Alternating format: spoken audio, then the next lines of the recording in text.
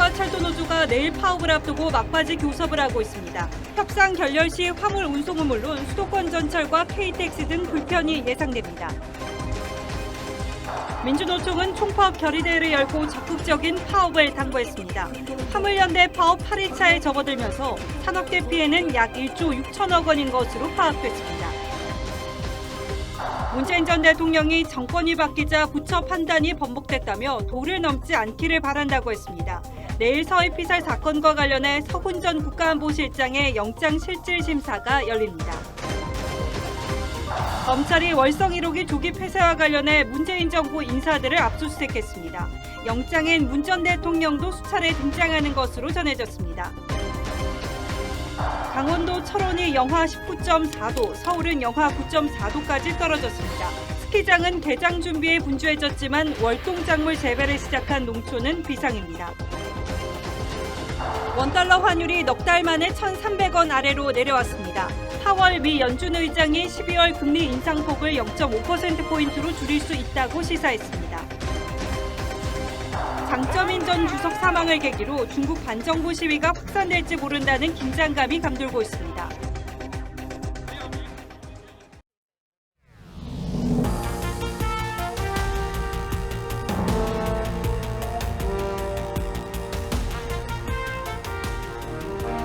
시청자 여러분 안녕하십니까? 뉴스9의 신동욱입니다. 이제 올해도 단 한 달밖에 남지 않았습니다.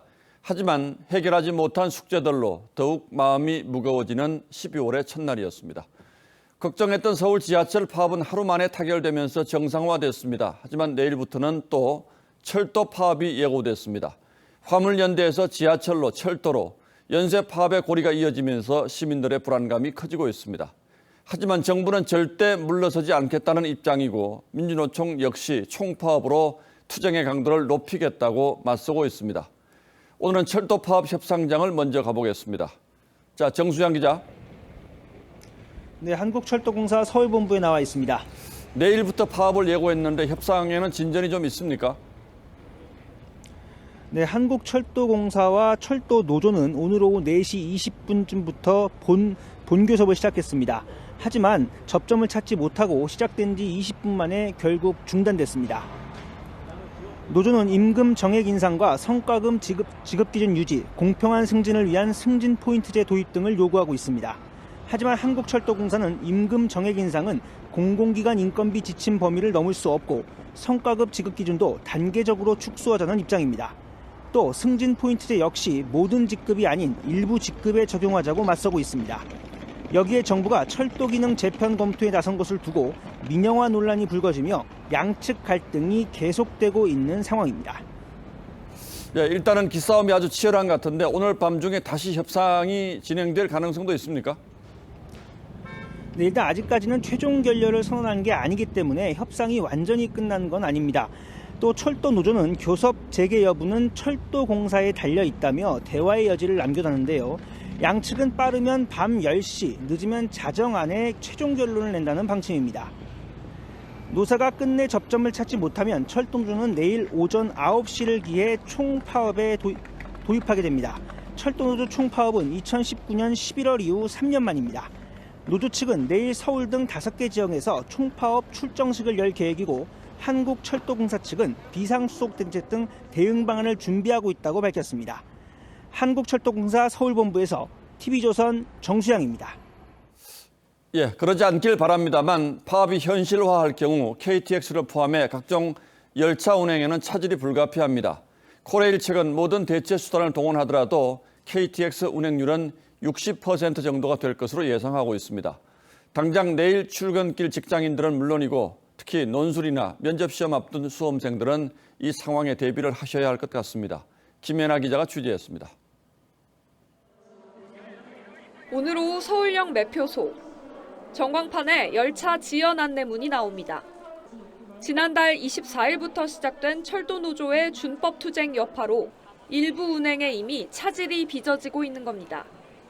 무궁화 중에 새마을 중에 일부 열차가 좀 많이 지연되고 있죠. 20분 이상 늦으면 문자로도 발송이 돼요. 내일 파업이 본격 개시되면 피해는 더 커질 것으로 보입니다. 당장 KTX 새마을호 등의 여객 열차와 서울 지하철 1345선 운행에 차질이 생깁니다. 코레일 측은 KTX는 평소 대비 67.5%, 수도권 전철은 75.1% 정도로 운행률이 내려갈 것으로 보고 있습니다. 지난 2019년 11월에도 엿새간 파업으로 KTX 운행률은 70% 수준으로 떨어진 바 있습니다. 특히 각 대학 수시 전형 일정으로 면접이나 논술을 보기 위해 열차를 이용해야 할 수험생들은 비상이 걸렸습니다. 여기까지 입시 보러 오는 친구들이 많은 것 같아요. 지금도 일찍 안 하면은 매진이 되는 데가 많은데. 파업이 진행돼도 최대한 운행을 유지하겠다는 게 정부 입장입니다. 원래 상정하고 있었던 인력보다 지금 한 2배가량 더 투입을 해서 저희들도 철저히 지원을 하도록 하겠습니다. 정부는 군을 포함한 대체 인력을 투입하고 버스 운행 대수를 늘리는 등의 대응 방안을 준비하고 있습니다. TV조선 김민아입니다. 화물연대 운송 거부는 일주일을 지나 8회째에 접어들었습니다. 피해도 눈덩이처럼 불어나고 있습니다. 하지만 오늘부터는 정부가 내린 업무 개시 명령의 효과가 조금씩 나타나 일부 화물 차주들은 업무에 복귀하고 있습니다. 민주노총은 이에 맞서 오늘 용산 대통령실 인근에서 대규모 집회를 열고 총파업을 선언했습니다. 이태희 기자가 취재했습니다. 인천의 한 시멘트 공장. 운송 거부 시위를 하는 화물연대 조합원들을 경찰이 주시하는 가운데 화물차들이 방해를 받지 않고 줄지어 들어옵니다. 정부 업무 개시 명령 사흘째가 되면서 운송 복귀가 늘고 있습니다. 비화물연대 차주들은 이미 복귀 움직임이 시작이 됐고요. 통달되면 그걸 또 계기로 돌아오겠다는 분들이. 업무 개시 명령서 송달이 완료된 화물차주는 전체 대상자의 30%인 765명이 됐습니다. 시멘트 출하량도 어제 기준 4만 5천 톤으로 그제보다 배 이상 증가했습니다. 부산항 컨테이너 반출입량도 평시 물량의 77%까지 회복했습니다. 오는 6일 총파업을 예고한 민주노총은 용산 대통령실 인근에서 결의대회를 열었습니다. 다시 한번 거리로 나섭시다. 총파업 종력투쟁으로 무엇이 옳은지. 이번 집회로 4개 차로가 차단돼 용산 일대는 극심한 교통 혼잡을 빚었고 인근 소방서 출동도 방해를 받았습니다. 총파업엔 화물연대와 철도노조, 조선업종이 참여할 전망이어서 산업계는 큰 피해를 우려하고 있습니다. TV조선 이태희입니다. 원희룡 국토부 장관은 이번 파업과 관련해 산업구조 개편까지 언급한 바 있습니다. 동시에 정부는 안전운임제라는 제도 자체를 근본적으로 손보는 방안을 검토 중인 것으로 파악됐습니다. 화물차의 안전을 위해 만들어진 안전운임제가 제 기능을 하지 못하고 있다는 판단 때문입니다. 더 구체적인 내용은 황선영 기자가 단독 취재했습니다. 국토부는 3인 1조로 70여 개 팀을 꾸려 업무 개시 명령을 거부한 운송 종사자들을 직접 찾아다니고 있습니다. 명령서를 송달하며 사실상 처음으로 현장 실사에 나선 건데 사업장 주소가 허위로 기재돼 있거나 페이퍼 컴퍼니로 의심되는 사례도 발견됐습니다. 대통령실 고위 관계자는 안전운임제가 안전을 담보하지 못한다는 게 여러 수치상 드러난 데 이어 부실 운영 의심 사례도 발견됐다며 3년을 연장해도 제도 자체는 전면 재검토할 것이라고 말했습니다. 대통령실은 특히 화물차주가 허가를 받아야 하는 운송사업자를 겸하는 사례들을 파악하고 이에 따른 문제점이 있는지 자세히 들여다볼 방침입니다. 어떠한 불법에도 타협하지 않고 노사 법치주의를 바로 세우기 위해 노력하고 있습니다. 대통령실은 최소 운임을 정해놓는 현재의 방식 대신 운전자들의 안전을 보장할 수 있는 새로운 제도까지 검토 대상에 포함시킨 것으로 알려졌습니다. 안전에 대해서 이게 과연 효과로 연결되어 있는지에 대해서는 불확실하거나 또는 일부는 후퇴한 부분까지도. 또 운임료를 협상하는 안전운임위원회에 이해관계가 맞는 차주와 사업자가 같이 포함돼 있다는 판단에 따라 위원회의 인적 구성 적절성도 재검토할 방침입니다.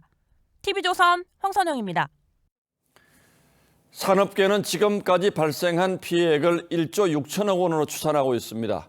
휘발유가 바닥난 주유소도 눈에 띄게 늘었고 대체 운송에 나선 유조차를 민주노총 조합원들이 방해하는 장면도 곳곳에서 목격됐습니다. 장혁수 기자가 취재했습니다.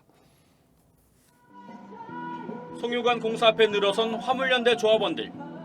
기름을 나르는 유조차를 제지하고 화물연대 소속 기사들은 시속 10km로 저속 운행하며 다른 유조차의 운반을 방해하기도 합니다. 휘발유가 바닥난 주유소는 전국 49곳으로 어제보다 23곳 늘었습니다. 걱정이 많이 되죠. 운전이 없으면은 상당히 힘들죠. 일단은 일 자체가 운전하고 많이 관련된 일이니까. 결국 정부는 업무 개시 명령을 정유 분야로 확대하는 방안을 구체적으로 검토하기 시작했습니다. 이어서 정유 분야에도 업무 개시 명령을 발동하는 것을 포함한 모든 방안을 강구해 나갈 예정입니다. 법적 요건들을 사전에 검토하고 명령권을 발동한 시멘트도 아직 출하량은 턱없이 부족하고 건설 현장 셧다운은 확산되고 있습니다. 곳곳에서 금전적 피해도 늘고 있습니다. 정유 4,260억 원, 철강 7,313억 원 등 주요 업종에서는 일주일 동안 1조 6천억 원에 달하는 경제적 피해가 발생했습니다. 운송 중단이 길어지면서 수출 기업들은 납품 지연으로 거래처가 끊길까 걱정입니다. 위약금만 물면 끝나면 좋은데 이제 신뢰가 깨진 부분이기 때문에 거래선 단절까지 걱정을 하는 그런 위기까지 온 것 같아요. 지난 6월 파업에 이어 또다시 멈춰선 산업계. 그 어느 때보다 추운 겨울을 맞이하고 있습니다. TV조선 장혁수입니다. 화물연대는 특정 기업의 직원들이 아니고 개별 차주들의 연합체 성격을 갖고 있습니다. 그래서 엄밀히 말하면 우리가 흔히 아는 직장 노조는 아닌 것이죠. 협상 상대가 사측이 아니라 정부가 되는 것이고 파업이 아니라 운송 거부가 더 정확한 표현이기도 합니다. 역대 정부에서도 파업이 있었는데 그때는 어떻게 했는지 뒤돌아보면서 해결 방안도 함께 생각해 보겠습니다. 자, 홍영 기자, 편의상 총파업이라고 하죠. 이 화물연대의 총파업은 언제부터 있었습니까? 네, 2002년 화물차주들이 모여 화물연대를 만든 이듬해 노무현 정부 때인 2003년 처음으로 총파업을 시작했습니다. 당시 화물연대는 물류를 멈춰 세상을 바꾸자는 구호를 내세웠습니다. 그 뒤 정권과 상관없이 거의 해마다 있었는데요. 20년 동안 전국적인 총파업만 14차례 이어졌습니다. 이명박 정부 때인 2008년에는 화물연대가 민주노총에 편입되면서 이 파업 참가율이 80%를 넘기도 했습니다. 자, 교섭 상대는 사측이 아니라 정부가 되는 셈인데 주로 어떤 요구들을 합니까? 네, 예전이나 지금이나 주된 요구사항은 운임료 인상입니다. 2003년 첫 파업 때 요구했던 게 표준 요율제인데 바로 지금의 안전 운임제입니다. 또 총파업이 있었던 시기를 살펴보면 대체로 국제유가가 높았습니다. 경유가가 올라 화물차주들이 손해를 보니 이 운송료를 현실화해달라는 건데 이번에도 상황은 비슷합니다. 그러니까 기름값을 개인 차주들이 부담을 해야 하니까 국제유가가 오르면 부담이 그만큼 클 수밖에 없고 수익도 줄어들겠군요. 결론은 어떻게 됩니까, 대체로? 대체로 정부가 요구사항의 일부를 들어주고 끝이 났습니다. 2003년 첫 총파업 때는 정부가 요구를 대부분 수용하면서 사실상 백기를 들었고 2008년 파업 때도 이 운송료 인상안에 합의하면서 일주일간의 파업이 끝났습니다. 자, 정부 입장에서는 국가 산업 전반에 걸친 경제적 타격이 그만큼 컸기 때문이겠군요. 그렇습니다. 이 물류는 한 번 막히면 산업에 주는 손실이 막대하기 때문인데요. 2003년 2차 파업 땐 화물연대가 부산항의 수출입을 막아세우자 이 노무현 전 대통령도 대화를 거부하고 강경 자세로 돌아서기도 했습니다. 당시 청와대 민정수석이었던 문재인 전 대통령은 화가 난 노 전 대통령이 단호한 대응을 지시했고 군 대체 인력 투입도 검토시켰다고 회고했습니다. 자, 그런데 이번 정부가 전에 없이 강경한 입장을 유지하고 있는 셈이군요. 앞으로 어떻게 될까요? 네, 전문가들은 이 안전운임제에 대해선 사회적인 합의를 이끌어내는 한편 또 물류 시스템은 근본적으로 바꾸려는 노력이 필요하다고 지적합니다.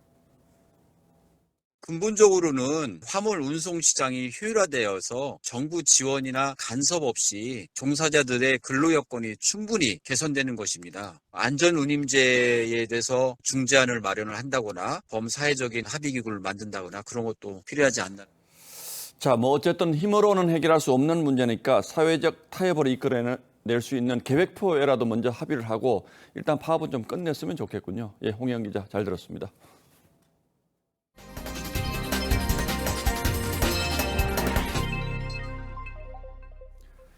다음 뉴스입니다. 서해 공무원 피살 사건과 관련해서 서훈 전 국가안보실장에 대한 영장실질심사가 내일 열립니다. 서 전 실장은 사건 발생 다음 날 새벽 고 이대준 씨가 자진 월북한 것으로 결론 내리고 관련 첩보를 삭제하라고 지시했다는 의심을 받고 있습니다. 관련해서 문재인 전 대통령이 오늘 입장을 내놨습니다. 그 내용이 의미심장합니다. 권은영 기자가 전하겠습니다. 문재인 전 대통령은 정권이 바뀐 뒤 서해 피격 사건에 대한 부처의 판단도 바뀌었다고 했습니다. 정권이 바뀌자 대통령에게 보고되고 언론에 공포되었던 부처의 판단이 번복되었습니다. 윤석열 정부 출범 후 자진 월북 여부에 대한 국방부와 해경의 입장이 바뀐 걸 언급한 겁니다. 그러면서 안보 체계를 무력화하는 분별 없는 처사에 우려한다며 도를 넘지 말라고도 했습니다. 당시 대통령이 국방부, 해경, 국정원 등의 보고를 직접 듣고 그 보고를 최종 승인한 것입니다. 검찰의 서해 피격 사건 수사와 관련해 문 전 대통령이 공식 입장을 낸 건 처음인데 앞서 감사원의 서면 조사 통보에 무례한 짓이라고 반응한 바 있습니다. 국민의힘은 고인과 유가족에 대한 2차 가해라고 비판했습니다. 자료의 삭제를 지시하고 자진 월북했다는 취지로 발표했다는 점에 대해서 사과나 반성은 한마디도 없었습니다. 태영호 의원은 승인했다고 인정했으니 대통령 지정 기록물로 봉인한 사건 내용을 공개하라고 요구했습니다.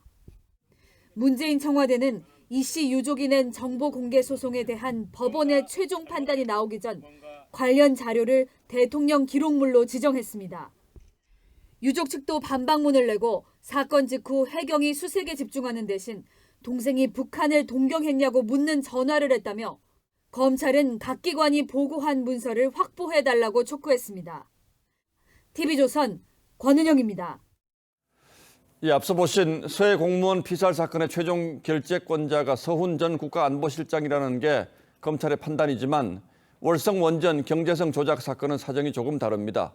검찰은 최종 결정권자를 문재인 대통령이라고 보고 있는데 그렇다면 수사는 어디까지 진행되고 있는지 수사가 문 전 대통령에게까지 갈 경우에 어떤 일이 일어날지 권영석 기자가 짚어드리겠습니다. 검찰이 지난달 25일 김수현 전 청와대 사회수석과 문미옥 전 과학기술보좌관, 김혜애 전 기후환경비서관의 사무실을 압수수색했습니다. 25일 날 소리 소문 없이 왔다 와가지고 내부. 이들은 모두 문재인 정부 탈원전 정책을 주도한 에너지전환 TF에서 활동하면서 월성원전 경제성을 조작해 조기 폐쇄를 주도한 혐의를 받습니다. 김 전 수석이 TF 팀장을 맡았고 나머지 두 사람이 팀원이었습니다. 이미 재판에 넘겨진 최이봉 전 산업정책 비서관 역시 TF 소속이었습니다. 검찰은 에너지전환 TF에서 월성원전 조기 폐쇄 방침을 결정하고 최 전 비서관을 통해 한수원으로 전달한 것으로 봅니다. 특히 검찰은 압수수색 영장에 문재인 전 대통령을 수차례 언급한 것으로 전해졌습니다. 지난 정부 감사원도 문 전 대통령이 청와대 내부망에 원전 영구 정지는 언제 결정되냐고 물었다는 감사 결과를 내놨습니다. 지난해 2월 백운규 전 산업부 장관 구속영장 기각으로 주춤했던 검찰이 8월 대통령 기록관 압수수색 이후 다시 청와대 윗선 수사에 속도를 내는 모양새입니다. TV조선 권영석입니다. 추미애 전 법무장관 아들의 휴가 미복귀 의혹을 다시 수사하고 있는 검찰이 군에 남아있는 서류마다 휴가 기록이 다르게 기재된 사실을 확인한 것으로 알려졌습니다. 이게 뭘 뜻할까요? 그렇다면 과거 수사 때는 이 부분을 몰랐던 걸까요? 아니면 알고도 덮었던 걸까요? 만약 알고도 덮었다면 그 책임은 누구에게까지 물어야 할까요? 보도에 한송원 기자입니다. 2020년 9월 법무부 장관 아들 휴가 관련이란 제목으로 국방부 인사기획관실이 만든 22쪽짜리 내부 문건입니다. 아들 서모 씨의 휴가 일수와 기간이 부대 일지와 면담 기록, 복무 기록에 모두 다르게 기재되어 있습니다. 서 씨는 당시 모두 3차례 휴가를 썼는데 1차, 2차 병가는 이를 허가한 병가 명령이 기재되어 있지 않았고 추 전 장관의 보좌관이 휴가 연장 청탁을 했다는 3차 휴가 일자는 인사명령과 부대 일지에 다르게 써 있습니다. 부대 일지엔 서 씨가 시한을 넘겨 복귀한 것으로 나와 있습니다. 선임 병사들이 매일 작성한다는 부대 일지랑 면담 기록에는 서일병 28일 복귀하는 걸로 나옵니다. 더 이분의 이상 판단을 안 했지 않습니까? 한도 없는 수사를 다 해서 나온 결론이니까 아닌데 의원님께서 동부지검에 28일에 가서 대해서 판단이 안 물어보십시오. 됐잖아요. 재수사에 나선 검찰은 군에서 휴가 명령에 관한 상반된 자료가 나왔는데도 당시 수사팀이 경위를 파악하지 않고 수사를 종결했다고 지적했습니다. 사건을 고발했던 국민의힘이 허위 공문서 작성 의혹까지 제기했지만 23일간의 휴가는 규정 위반이자 외압 의혹에 의한 모순 등의 문제가 있었다는 것을 나타냅니다. 경위 파악이나 어떠한 판단도 하지 않은 겁니다. 또 당시 수사팀은 서 씨가 군에 제출했다고 밝힌 병원 진단서도 확보하지 못한 채 수사를 종결했습니다. TV조선 한송원입니다. 이태원 참사를 수사하는 경찰 특수본이 이임재 전 용산경찰서장 등 간부 4명에 대해서 구속영장을 신청했습니다. 참사 당일 부실 대처와 보고서 삭제 의혹 등의 혐의입니다. 장동욱 기자입니다. 이태원 참사 발생 50분이 지나서야 현장에 도착한 이임재 전 용산경찰서장. 특별수사본부의 첫 구속영장 신청 대상은 당시 현장 책임자였던 이 전 서장이었습니다. 이 전 서장은 제때 보고를 못 받아 현장 지휘를 즉시 할 수 없었다고 해명했습니다. 단 한 건의 보고도 받지를 못했습니다. 제가 이태원 참사 상황을 알게 된 것 시점은 23시경입니다. 하지만 특수본 조사 결과 이 전 서장은 밤 10시 32분 이미 용산경찰서 송병주 112 상황실장에 연락을 받은 것으로 확인됐습니다.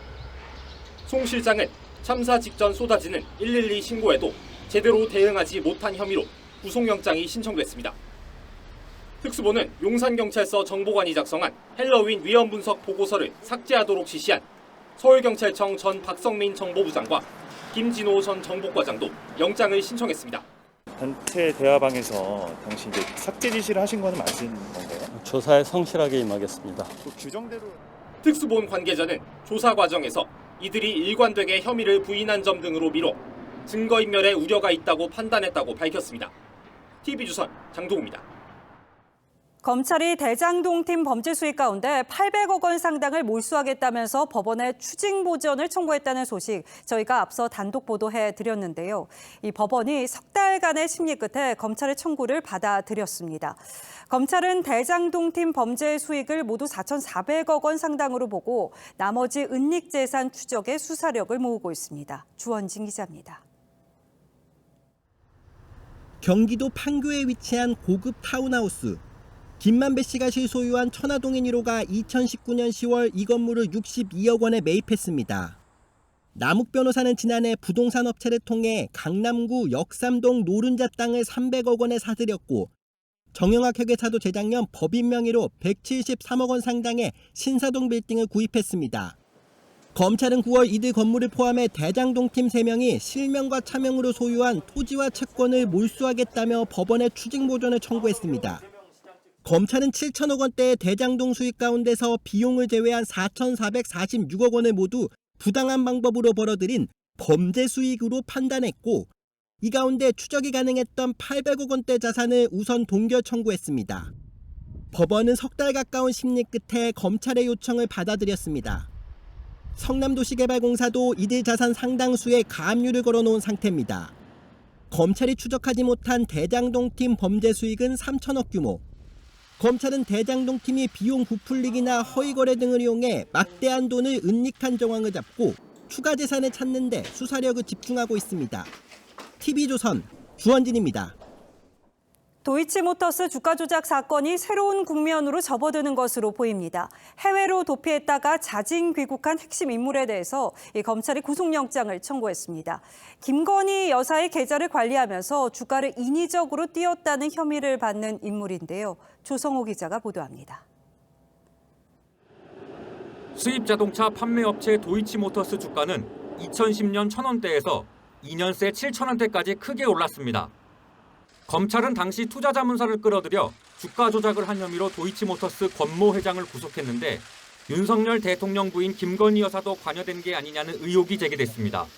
주가 조작 과정에는 투자자문사 임원 A씨가 연루된 것으로 의심받아왔지만 지난해 해외로 나가면서 수사가 속도를 내지 못했습니다. 그런데 A씨가 공소시효를 한 달도 안 남기고 귀국했고 검찰은 바로 구속영장을 청구했습니다. A씨는 김 여사 계좌까지 관리하며 인위적으로 주가를 띄운 혐의를 받습니다. A씨 컴퓨터에서 김건희라는 파일도 발견됐는데 여기엔 김 여사 명의로 거래된 도이치모터스 주식 수량과 인출, 잔고 내역 등이 담긴 것으로 전해졌습니다. 김 여사 측은 주가 조작과는 무관하다는 입장입니다.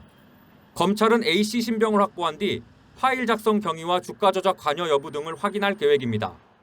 영장 실질 심사를 받은 A씨는 내일 도이치모터스 재판에 증인으로 출석할 예정입니다. TV조선 조성호입니다. 11톤 화물 트럭이 고속도로에서 공사를 하던 근로자를 덮쳐서 2명이 숨지고 1명이 크게 다쳤습니다. 트럭 운전자는 브레이크가 고장났다는 주장인데 경찰은 졸음 운전 가능성도 배제하지 않고 있습니다. 이성진 기자입니다. 119 구급대원이 고속도로에서 다급하게 부상자를 응급처치합니다. 뒤이어 도착한 대원들도 분주하게 사고 현장을 수습합니다.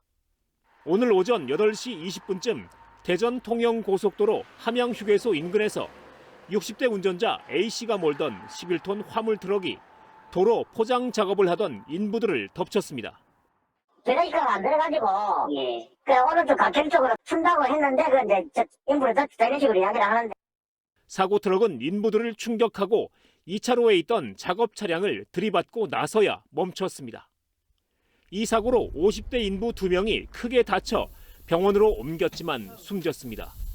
40대 인부 1명도 중상을 입었습니다.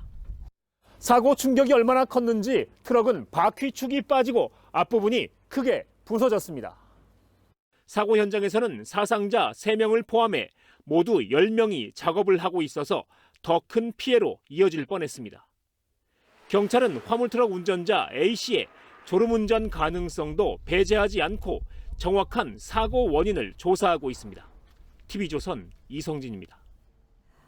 어제에 이어 오늘도 밖에 나가기 무서운 날씨였습니다. 철원이 영하 19.4도까지 떨어졌고 서울도 영하 9.4도까지 곤두박질했습니다. 한파로 희비도 엇갈렸습니다. 포근한 날씨에 울상이던 스키장은 이번 주말 개장 준비로 분주해졌지만 월동작물 재배를 시작한 농가는 냉해 걱정의 비상입니다. 이승훈 기자입니다. 슬로프 위로 하얀 눈이 쉴 새 없이 뿌려집니다. 관광객들은 눈밭을 뛰어다니며 겨울 정취에 빠져듭니다. 직접 눈이 날리는 걸 보니까 정말 겨울왕국에 왔구나 하고 신나. 기온이 영하로 뚝 떨어지면서 개장을 미뤘던 스키장마다 인공눈을 만드느라 분주합니다. 일부 스키장은 강추위가 시작되자 내일부터 개장하기로 결정했습니다. 한파가 이어지면서 저희가 계속 작업을 이어가서 다행히 12월 2일 날 오픈을 할 수 있게 준비가 되고 있습니다. 새벽 시장 상인들은 울상입니다. 과일이나 채소가 얼지 않게 이불을 덮어주는 등 만반의 준비를 했지만 강추위에 손님들은 크게 줄었습니다. 평소에 지금 10%도 안 나왔다고 봐야지. 여기 지금 다 나오는 사람들인데 안 나왔잖아. 시설 농가에서는 냉해와 난방비 걱정이 커졌습니다. 난방기가 돌아가지 않을 때 않으면 식물들이 죽어버리고 얼어버리는 그런 상황이 있으니까. 오늘 철원 19.4도, 서울 영하 9.4도까지 떨어지는 등 한파가 절정에 달했습니다. 이번 한파는 주말부터 누그러지겠지만 예년의 겨울 추위는 계속될 전망입니다. TV조선 이승훈입니다. 제롬 파월 미 연준 의장이 금리 인상 속도 조절을 공식화했습니다. 올해 마지막 금리 인상폭을 0.5%포인트로 사실상 못 박은 건데 이 한마디에 국내외 증시에 훈풍이 불고 원달러 환율은 넉 달 만에 1,200원대로 떨어졌습니다.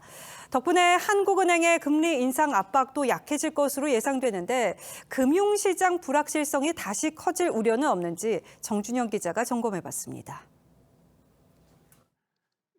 연단에 선 제롬 파월 미 연준 의장. 긴축 정책의 효과는 누적되기 때문에 적절한 시점에 금리 인상 속도를 늦추어야 한다고 강조합니다. Thus, it makes sense to moderate the pace of our rate increases as we approach the level of restraint that will be sufficient to bring inflation down. The time for moderating the pace of rate increases may come as soon as the December meeting. 연준은 이달 중순 FOMC 회의에서 올해 마지막 금리 인상을 결정하는데 4연속 0.75%포인트에서 폭을 줄여 0.5%포인트 인상 가능성이 기정사실화하는 분위기입니다. 국내외 시장은 긴축 완화 기대감에 들떴습니다. 다우지수는 2.18% 상승했고 나스닥 지수는 4% 넘게 치솟았습니다. 코스피는 장중한 때 2,500선을 돌파했고 원달러 환율은 1,300원 밑으로 떨어졌습니다. 환율이 1,200원대 진입한 건 약 넉 달 만입니다. 하지만 파월 의장이 금리 인상 자체는 유지한다고 밝힌 만큼 낙관은 이르다는 분석입니다. 경기 부진이 이어지고 이 부분이 기업 실적 악화로 이어질 경우에는 추가적인 금융시장의 불안 요인이 될 가능성도. 이날 연준이 공개한 경기 보고서도 금리와 인플레가 경제 활동을 짓누르며 비관적 전망이 커졌다고 지적했습니다. TV조선 정준영입니다. 미 파월 의장의 긍정적인 시그널에도 보셨듯 상황은 낙관적이지 않습니다. 과거 우리나라가 경제 위기 후에 경기가 회복되는 과정에서 해결사 역할을 했던 건 수출이죠. 그런데 이 수출이 2달 연속 뒷걸음질 쳤습니다. 무역 수지는 8개월 연속 적자를 기록해서 올해 누적 적자가 사상 최대치인 400억 달러를 넘어섰습니다. 화물연대 파업까지 겹치면서 4분기 역성장 우려까지 나옵니다. 유혜림 기자입니다. 우리나라 수출에 경고등이 떴습니다. 11월 수출은 전년 대비 14% 줄며 2달 연속 내리막길을 걸었습니다. 반면 수입은 2.7% 늘며 무역 수지는 8개월 연속 적자를 기록했고 올해 누적 무역 적자도 400억 달러를 넘어섰습니다. 수출 감소는 반도체 부진에 영향이 컸습니다. 글로벌 수요가 감소하면서 반도체 수출이 지난해에 비해 30% 가까이 줄었습니다. 여기에 화물연대 파업까지 겹치면서 수출이 타격을 입었습니다. 바이오, 석유화학 등 대부분 품목이 2자릿수 감소세를 보인 겁니다. 주요국 금리 인상 등에 따른 글로벌 경기 둔화와 화물연대 집단 운송 거부 등의 영향으로 향후 경제 전망은 더 암울합니다. 글로벌 경기 침체로 소비와 투자 모두 위축된 상황에 수출 부진의 파업 리스크까지 겹치면서 4분기엔 성장률이 마이너스를 기록할 수 있다는 우려도 나옵니다. 그나마 좀 버티고 있던 소비도 계속 좀 침체되는 분위기라서 2분기 역성장 가능성도 지금 충분히 가능성이 있다고. 수출 전선에 비상이 걸리면서 경기 침체가 장기화될 수 있다는 우려가 나옵니다. TV조선 유혜림입니다. 이렇게 우리 주력 기업들의 수출이 주춤하면서 재고도 크게 늘었습니다. 스마트폰과 가전에 대한 글로벌 수요 감소로 이 삼성과 LG 등의 공장 가동률은 역대 최저치로 떨어졌습니다. 투자도 꺼리는 상황입니다. 이어서 박상현 기자입니다. 삼성이 올해 초 공개한 스마트폰 신모델, 연이어 내놓은 폴더블 폰. 여러 파트너사들과의 아주 긴밀한 협력을 통해서 폴더블만의 사용성과 경험들을 완벽하게 제공할. 하지만 기대와 달리 판매가 주춤하면서 공장 가동률을 낮췄습니다. 삼성전자의 3분기 스마트폰 공장 가동률은 72%로 1년 전에 비해 8%포인트 떨어졌습니다. 스마트폰뿐 아니라 우리의 주력 수출품인 가전도 위태롭습니다. LG전자의 3분기 세탁기 공장 가동률이 88%로 급락한 겁니다. 글로벌 가전 수요 감소로 재고가 점점 늘어나자 기업들이 생산량을 확 줄인 겁니다.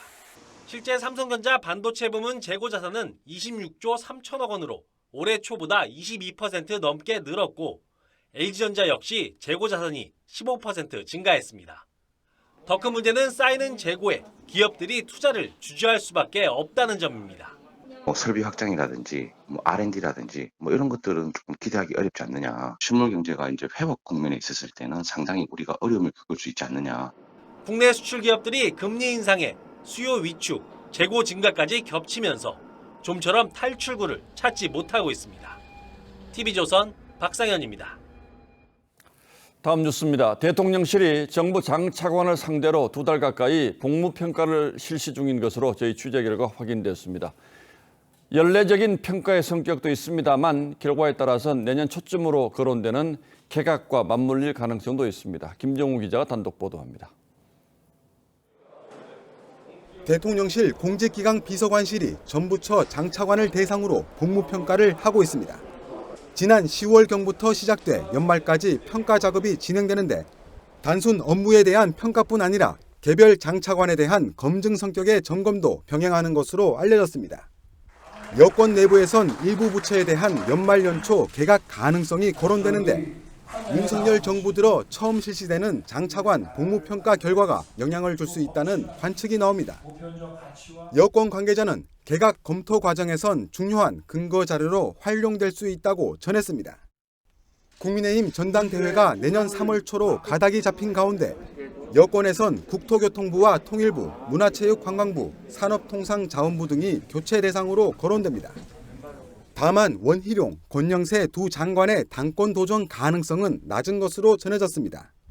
내각에 있는 분이 전당대회에 출마하기는 현실적으로 좀 힘들지 않을까. 이상민 행정안전부 장관은 특수본 수사와 국정조사 등 진상규명 절차가 어떻게 마무리되느냐가 변수가 될 전망입니다. 있는 사람한테 딱딱 물어야 되는 거지 그냥 막연하게 뭐 다 책임져라. 그거는 현대사회에서 있을 수 없는 일이에요. 연말 연초 중폭 개각이 단행될 경우 대통령실 인적 개편도 동시에 이루어질 가능성이 있습니다. TV조선 김종호입니다.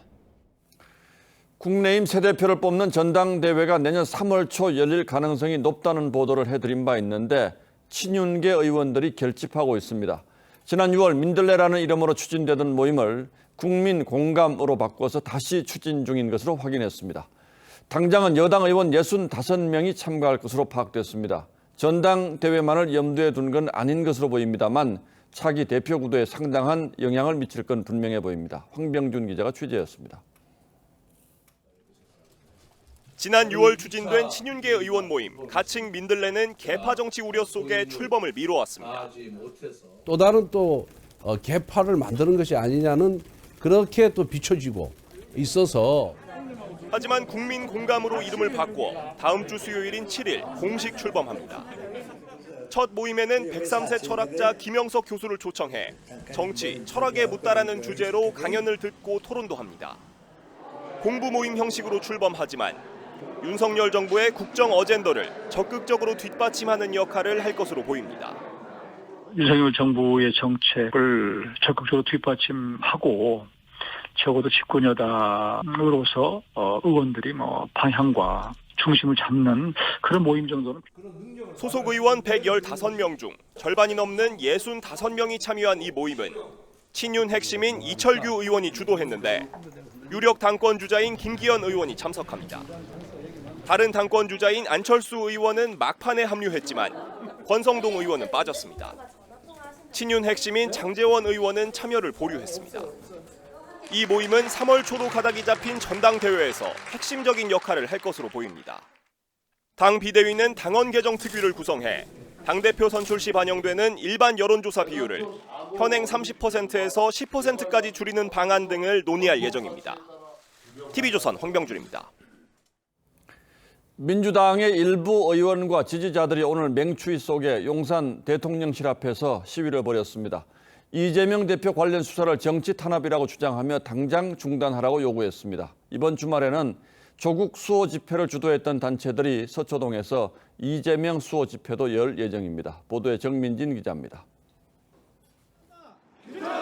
기마개와 목도리로 중무장한 민주당 의원들이 피켓을 들고 구호를 외칩니다. 정치 탄압! 규탄한다! 민주당 의원 12명이 용산 대통령실 앞에서 이재명 대표와 문재인 정부에 대한 수사를 비판하며 정치 탄압을 중단하라고 했습니다. 과거 독재 정권에서도 유례를 찾아보기 힘든 대규모 정치 탄압입니다. 현장에는 민주당 소속 기초 광역의원과 지지자 200여 명이 모였습니다. 그간 대통령실 앞에서 의원들이 간헐적으로 회견을 했는데 일반 지지자들까지 합세하는 형식으로 확대한 겁니다. 주말에는 지난 2019년 조국 수호 집회에 앞장섰던 시민단체들이 검찰청사가 있는 서초동에서 집회를 엽니다.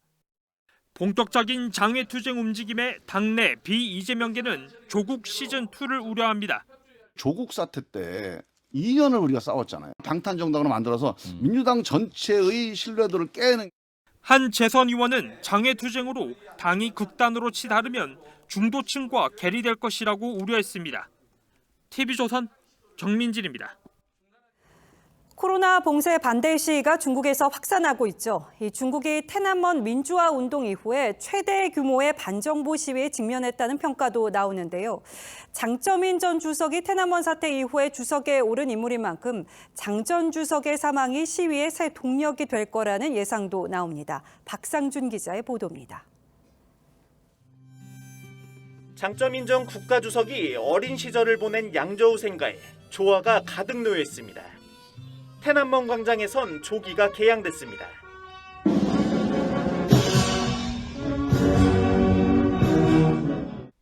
중국 간영 인민일보와 신화통신도 홈페이지를 흑백으로 처리했고 지면 1, 2면을 시진핑 주석이 아닌 장 전 주석 부고 소식으로 채웠습니다. 앞서 코로나 봉쇄 정책에 반발한 시민들의 백지 시위가 대대적인 검열로 일부 수그러든 상황에서 중국 정부가 장 전 주석의 사망을 계기로 국면 전환에 나설 것이란 관측이 나옵니다. 但是中国共产党就是没有公布。那在现在白色运动的时候公布了转移焦点，这都有可能的。 일각에선 오히려 반대 상황이 될 수 있다는 관측도 있습니다. 뉴욕타임스는 장 전 주석이 반정부 분위기가 고조된 시점에서 세상을 떠났다며 시위를 격화시킬 수 있다고 지적했습니다. 1989년天安문 사태도 총석이었던 후야오방 추모로부터 촉발됐습니다. Jiang Zemin's death, in a sense, marks the end of an era in Chinese politics. That was a time when Jiang Zemin was in power, when there was a little bit more freedom in the press. 국장격인 장 전 주석의 추모대회는 오는 6일에 열릴 예정입니다.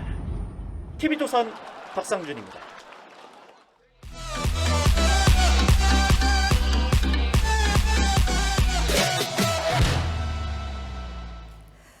내일 밤 우리 축구대표팀이 강팀 포르투갈을 상대로 카타르 월드컵 조별리그 마지막 경기를 치릅니다. 원정 16강의 꿈을 이루기 위해서는 승리가 반드시 필요한데요. 조금 전 벤투 감독이 기자회견을 가졌습니다. 카타르 현지 취재기자 연결합니다. 자, 이다솜 기자. 비록 퇴장으로 벤치에는 못 앉지만 메시지는 분명하게 전했네요. 네, 벤투 감독은 규정상 오늘 공식 기자회견은 참석이 가능했는데요. 이 조국인 포르투갈을 상대로 극한으로 밀어붙이겠다며 총력전을 예고했습니다. 퇴장으로 인한 자신의 공백도 전혀 문제가 될 것이 없다며 선수단을 안심시켰는데요. 이 선수들이 경기장에 들어서기 직전까지 함께할 것인 만큼 자신에게 관심이 집중되는 건 바람직하지 않다고 했습니다. 다만 심판의 레드카드 결정에 대해선 상식적이지 않은 일관성이 없는 판정이었다며 아쉬움을 전했습니다. 네, 사실 가장 관심은 김민재 선수의 출전 여부죠. 가능할까요? 네, 사실 우리 대표팀의 가장 큰 걱정은 이 종아리 근육을 다친 괴물 수비수 김민재의 회복 여부였는데요. 일단 벤투 감독은 상황을 지켜보겠다며 말을 아꼈습니다. 김민재는 오늘 마지막 훈련에서도 홀로 팀 훈련에서 빠진 채 자전거만 탔습니다. 사실상 훈련 열애로 내일 경기 출전이 불투명해 보이는데요. 하지만 선수 본인의 출전 의지는 아주 강한 것으로 전해집니다. 벤투 감독은 출전 기대감이 높아진 황희찬도 내일까지 상태를 보겠다고 전했습니다. 아프지 않은 선수가 없다는 말이 나올 정도지만 선수단 분위기는 다행히 아주 밝았습니다. 무더운 날씨에도 선수들의 웃음소리도 간간히 들릴 정도였는데요. 할 수 있다는 긍정의 분위기 속에서 벤투는 내일 밤 포르투갈전을 치릅니다.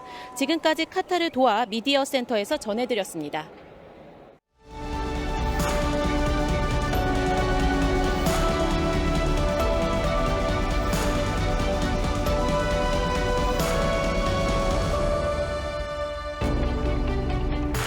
역대 월드컵 사상 최악의 오심으로 꼽히는 것이 바로 이 장면, 바로 신의 손입니다. 1986년 멕시코 월드컵에서 있었던 일이죠. 아르헨티나의 마라도나가 헤딩을 하는 척하며 왼손으로 공을 쳐 넣은 것이 골로 선언되면서 전 세계적인 논란을 불렀습니다. 그래놓고 마라도나는 얼마가는 마라도나의 머리로 그리고 얼마가는 신의 손으로 얻은 골이라고 얼버무렸습니다. 그러나 그 오심 덕분에 아르헨티나는 8강전을 승리했고 우승까지 거머쥐었습니다. 한일 월드컵에 독일의 노벨상 수상작가 귄터 그라스가 축시를 바쳤습니다. 천천히 축구공이 하늘로 떠올랐다. 고독하게 시인은 골대 앞에 서 있었고 그러나 심판은 호각을 불었다. 옵사이드. 축구 광이었던 그는 홀로 세상을 앞서가는 시인의 운명을 축구로 노래했습니다. 하지만 세상은 시인이 선 자리가 옵사이드라며 멈춰 세우곤 합니다. 그 볼멘 소리처럼 오심이 가장 많은 게 옵사이드 판정입니다. 카타르 월드컵 개막 첫 골이 무효가 된 것을 시작으로 옵사이드 판정이 잇따라 승부를 뒤흔들고 있습니다. 아르헨티나와 독일이 사우디와 일본에 역전패한 이변도 노골 선언이 잇따르면서 경기의 흐름이 바뀐 탓이 컸습니다. 이번 대회 처음으로 적용된 첨단 판독 시스템은 옵사이드를 1mm 차이까지 잡아냅니다. 추적 카메라 12대를 동원해 선수의 관절 움직임을 29개 포인트로 인식하는 시스템이라고 하죠. 이게 다가 아닙니다. 공인구 안에는 1초에 500번씩의 정보를 파악하는 초정밀 센서가 들어가 있습니다. 인간의 감각으로는 도저히 구별해낼 수 없는 미세한 차이까지 완벽하게 가려내죠. 그 바람에 호날두가 동료의 슛을 제 머리로 골인시킨 것처럼 세리머니까지 했다가 망신을 당했습니다. 마라도나가 14년 동안이나 가슴앓이를 하다가 뒤늦게 실투한 것과 비교하면 차라리 잘된 일이라고 볼 수도 있을 겁니다. 덕분에 오심도 축구의 일부라는 체념 대신 공평한 기회를 말하는 공은 둥글다는 목소리가 더욱 커가고 있습니다. 위선과 협잡이 판치는 세상에서 정의는 축구장에 있다는 시인의 축구론처럼 말이죠. 그들의 경기는 유리처럼 투명하다. 누가 잘했는지 못했는지 수천만의 눈이 지켜보는 운동장에는 위선이 숨을 구석이 없다. 그러기에 시인은 그라운드에 넘치는 생명력을 찬미합니다. 하늘이 내려다보는 푸른 잔디 위에 너희들의 기쁨과 슬픔을 묻어라. 내일 밤 우리의 눈부신 젊음들이 조별 예선 마지막 결전에 났습니다. 온몸으로 동시에 밀고 나가라는 시인 김수영의 호령처럼 축구라는 한 편의 아름다운 시를 써내려가기를 바랍니다. 거칠고 각박한 일상에 지친 우리를 승패를 넘는 감동으로 이렇게 세워주기를 기다립니다. 12월 1일 앵커의 시선은 공은 둥글다 였습니다.